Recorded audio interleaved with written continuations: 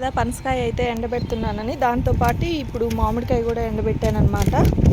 చూపిస్తారా అండి ఏమేమి ఎండబెట్టాను అనేది. ఇద్దండి పనసకాయ మనం ఎండబెట్టిన తర్వాత ఈ పొట్టు అయితే ఈజీగా వచ్చేస్తుంది పైది.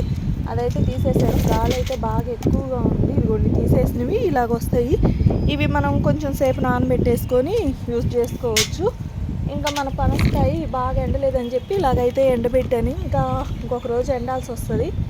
మామిడికాయ మాత్రం ఇవాళ ఎండబెట్టాను, అయినా కూడా బాగా ఎండిపోయింది. కానీ ఇంకొక రోజు కానీ ఎండబెట్టామంటే బాగుంటాయి. టేస్ట్ కూడా చాలా బాగుంటుంది. మల్గోబా అంటారు కదా, లావుగా కొబ్బరికాయ అని పిలుస్తాం మేమైతే. కవర్ కూడా వెళ్ళిపోతుంది గాలికి. లావుగా కొబ్బరికాయ అని పిలుస్తారు కదా, అది ఈ సీజన్లో మాత్రమే వస్తుందన్నమాట. దాన్ని ఇలాగా సన్నగా కట్ చేసి ఎండబెట్టామంటే మనకి సంవత్సరం రోజులు స్టాక్ ఉంటుంది. తినడానికి చాలా టేస్ట్గా ఉంటుంది. మనం కూరల్లో కూడా వాడుకోవచ్చు.